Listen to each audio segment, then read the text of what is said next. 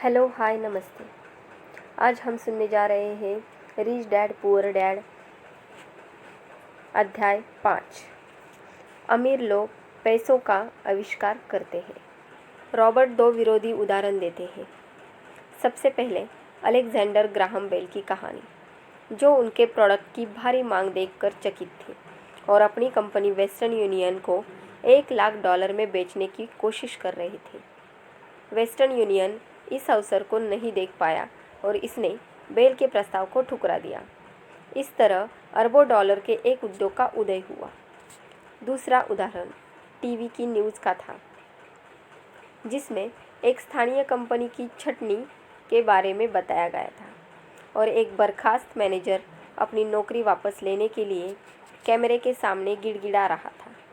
उसने अभी अभी एक मकान खरीदा था और उसे दहशत हो रही थी कि वह उसे गंवा देगा। डर और आत्मशंका हम सभी में होते हैं। रॉबर्ट 1984 से पेशेवर रूप से सिखा रहे हैं और उन्होंने इसे हज़ारों लोगों तथा खुद में भी देखा है। हम सभी में ज़बरदस्त क्षमता होती है, लेकिन हम सभी में आत्मशंका भी होती है। साहस सफल जीवन जीने में फ़र्क डाल सकता है। रॉबर्ट कहते हैं कि शिक्षक के रूप में उनका दिल उन विद्यार्थियों को देखकर टूट जाता था जो जवाब तो जानते थे लेकिन उन पर काम करने से घबराते थे। वित्तीय प्रतिभा के लिए तकनीकी ज्ञान के साथ ही साहस की भी ज़रूरत होती है। जोखिम लो, साहसी बनो, अपनी प्रतिभा से उस डर को शक्ति तथा चतुराई में बदल दो।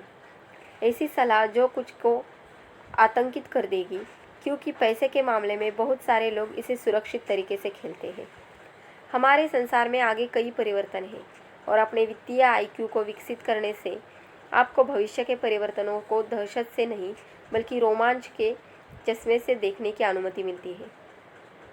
आप अवसरों को देखेंगे और उन पर काम करेंगे, उन लोगों के विपरीत जो अपने डर की वजह से हाशिए पर रह जाते हैं और दूसरों के साहस से आगे बढ़ते देखते हैं। 300 साल पहले ज़मीन दौलत थी, बाद में दौलत फैक्ट्रियों और उत्पादन में थी। आज दौलत जानकारी में है, लेकिन जानकारी प्रकाश की गति से पूरे संसार में उड़ती है, इसलिए परिवर्तन ज़्यादा तीव्र तथा ज़्यादा नाटकीय होंगे। नए मल्टीमिलियनियरों की संख्या में नाटकीय वृद्धि होगी। ऐसे लोग भी रहेंगे जो पीछे छूट जाएंगे। कुछ लोग पुराने विचारों को जकड़े रहते हैं और जूझते समय प्रौद्योगिकी या अर्थव्यवस्था को दोष देते हैं। वे यह नहीं देख पाते हैं कि पुराने विचार ही उनके सबसे बड़े शत्रु हैं। कल कोई चीज़ करने का जो विचार या तरीका अच्छा माना जाता था, वह पुराना ज़माना लग चुका है। रॉबर्ट अपनी क्लास में आने वाली एक महिला का उदाहरण देते हैं, जिसे वे अपने आविष्कार किए हुए कैश फ्लो बोर्ड गेम से सिखा रहे थे। यह गेम लोगों को सिखाता है कि पैसे कैसे काम करते हैं। यह बैलेंस शीट के साथ इनकम स्टेटमेंट के आपसी संबंध के बारे में सिखाता है।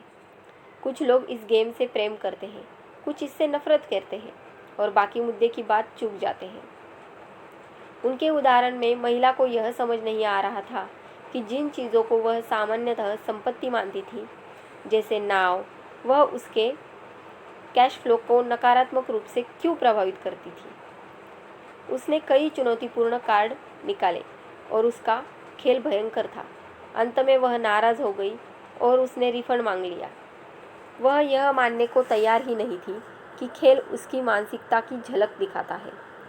खेल सिखाने की शक्तिशाली साधन है, क्योंकि वे व्यवहार की झलक होते हैं और तुरंत फीडबैक देते हैं। बाद में रॉबर्ट को उस नाराज़ महिला के बारे में आगे की जानकारी मिली। वह शांत हो गई थी और खेल तथा अपने जीवन के बीच थोड़ा संबंध भी देखने लगी थी। उसने अपने पूर्व पति के पैसों पर कभी ध्यान नहीं दिया था और इसकी वजह से उसे नुकसान हुआ था। कैश फ्लो गेम का उद्देश्य खिलाड़ियों को यह सिखाना है कि वे नए तथा विभिन्न वित्तीय विकल्प सोचें और बढ़ाएं। कुछ लोग यह काम आसानी से कर लेते हैं, बाकी जूझते हैं। जिनका वित्तीय मस्तिष्क सृजनात्मक है, वे सबसे तेज़ी से चूहादौड़ से बाहर निकल जाते हैं। इस खेल को खेलने वाले कुछ लोगों के पास बहुत पैसा होता है, लेकिन उन्हें यह समझ नहीं आता कि ये इसका क्या करें। यह जीवन में सच है। इस खेल को खेलने वाले कुछ लोग शिकायत करते हैं कि उन्हें सही कार्ड नहीं मिल रहे हैं और वे वहाँ बस बैठे रहते हैं। कुछ को एक भारी अवसर वाला कार्ड मिल जाता है, लेकिन उनके पास उस पर काम करने के लिए पैसे नहीं होते। और दूसरों के पास पैसे भी होते हैं, उन्हें एक बेहतरीन कार्ड भी मिलता है, लेकिन वे उस अवसर को नहीं देख पाते जो मौजूद होता है। ये सारे व्यवहार असल जीवन में भी होते हैं। वित्तीय बुद्धि का मतलब है ज़्यादा विकल्प होना, अवसर उत्पन्न करने वाले तरीके सोचना या स्थितियों को इस तरह बदलना ताकि वे आपके पक्ष में काम करें। भाग्य को बनाया जाता है, इसलिए जाकर अपना भाग्य बनाएं। पैसा जो असली नहीं होता बल्कि सिर्फ वह होता है जिसे मानने के लिए हम सहमत होते हैं। हमारी सबसे बड़ी संपत्ति नहीं है, हमारी सबसे बड़ी संपत्ति तो हमारा मस्तिष्क है। इसे अच्छी तरह प्रशिक्षित करें। विचारों और अनुबंधों के दम पर ही करोड़ों डॉलर कमाए जा सकते हैं। हर महीने थोड़े पैसे बचाना एक दमदार विचार है, लेकिन इससे आप वास्तविकता के प्रति अंधे हो सकते हैं और विकास के ज़्यादा महत्वपूर्ण अवसरों को चूक सकते हैं। 1990 के दशक की शुरुआत में फिनिक्स की अर्थव्यवस्था बहुत खराब थी। रॉबर्ट और उनकी पत्नी किम ने रियल एस्टेट में निवेश करके इसका लाभ लिया। उन्होंने एक उदाहरण दिया कि उन्होंने $75,000 मूल्य का एक घर $20,000 में खरीद लिया, जिसके डाउन पेमेंट के लिए उन्होंने एक मित्र से $200 के ब्याज पर $2,000 उधार लिए। जब खरीद अंतिम रूप ले रही थी तो उन्होंने एक विज्ञापन दिया जिसमें $75,000 के मकान को केवल $60,000 में बेचने का प्रस्ताव था, और वह भी बगैर किसी डाउन पेमेंट के। जैसे ही मकान कानूनी रूप से उनका हुआ, उन्होंने चंद मिनटों में ही इसे बेच दिया। हर व्यक्ति खुश था और खरीदार से प्रॉमिसरी नोट के रूप में रॉबर्ट के संपत्ति वाले कॉलम में $40,000 उत्पन्न हो गए। 10% ब्याज पर कैश फ्लो में हर साल $4,000 आने लगे और उनकी आमदनी बढ़ गई। कुल कामकाजी समय 5 घंटे। और अगर खरीदार अंततः भुगतान ना कर पाए तो वे घर को जब्त करके दोबारा बेच देंगे। यह हर महीने टैक्स के बाद बचत करने की रणनीति से ज़्यादा लाभकारी है। यह कानूनी है। एस्क्रो कंपनी भुगतान की सर्विसिंग को संभालती है और रॉबर्ट या किम छतों या टॉयलेटों के मरम्मत के सिरदर्द से बचे रहते हैं, क्योंकि खरीदार खुद मकान का मालिक होता है। कुछ साल बाद फिनिक्स का बाज़ार उठ गया और अब वहाँ ज़्यादा अच्छे सौदे नहीं मिल सकते थे, इसलिए वे आगे बढ़ गए। आप जहाँ हैं वहाँ बाज़ार की परिस्थितियाँ अलग हो सकती हैं, इसलिए हो सकता है कि यह रणनीति आपके लिए काम ना करे, लेकिन यह उदाहरण बताता है कि किस तरह एक सरल वित्तीय प्रक्रिया से लाखों डॉलर कमाए जा सकते हैं, और वह भी बहुत कम पैसे तथा जोखिम के साथ। यह इस बात का उदाहरण है कि पैसा और कुछ नहीं, केवल अनुबंध है। आप क्या ज़्यादा पसंद करेंगे? कड़ी मेहनत करना, टैक्स देना और बचे हुए पैसों से बचत करना जिसमें किसी तरह की बढ़ोतरी पर दोबारा टैक्स लगेगा, या फिर अपनी वित्तीय बुद्धि को विकसित करने में समय लगाना? बाजार ऊपर जाते हैं और नीचे आते हैं, निवेश आते हैं और जाते हैं। संसार आपको जीवन में एक बार मिलने वाले अवसर हमेशा थमाता रहता है, आपको तो बस उन्हें देखने की ज़रूरत है। रॉबर्ट पोर्टलैंड ओरेगॉन में एक गिरे हुए बाजार में $45,000 में एक मकान खरीदने का उदाहरण देते हैं, जिसे उन्होंने बहुत कम मुनाफे पर किराए पर दिया था। लेकिन एक साल बाद बाजार उछाल आ जाता है और वे $95,000 में बेच देते हैं। होने वाले मुनाफे का निवेश वे ब्यूटन ओरेगॉन के 12 यूनिट और $3 लाख वाले एक अपार्टमेंट हाउस में कर देते हैं। 2 साल बाद वे उसे फिर बेच देते हैं और मुनाफे को फिनिक्स में 30 यूनिट वाली एक अपार्टमेंट इमारत को खरीदने में लगा दिया जाता है। यह अपार्टमेंट $8,75,000 का है। कुछ साल बाद एक निवेशक ने इसे खरीदने के लिए $12 लाख का प्रस्ताव रखा। यह उदाहरण बताता है कि किस तरह एक छोटी राशि एक बड़ी राशि बन सकती है।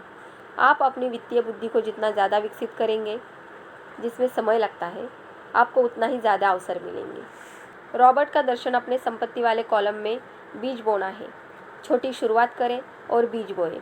कुछ उगते हैं, कुछ नहीं उगते हैं। कुछ छोटे निवेशों से मिलियनों में बदल जाते हैं। रॉबर्ट और किम के पास एक स्टॉक पोर्टफोलियो भी है, जहां वे ज़्यादा जोखिम वाली निजी कंपनियों को खरीदते हैं जो सार्वजनिक होने वाली होती है। यह एक जोखिम है, लेकिन आप अपनी वित्तीय बुद्धि को जितना ज़्यादा विकसित करते हैं, जोखिम उतना ही कम हो जाता है।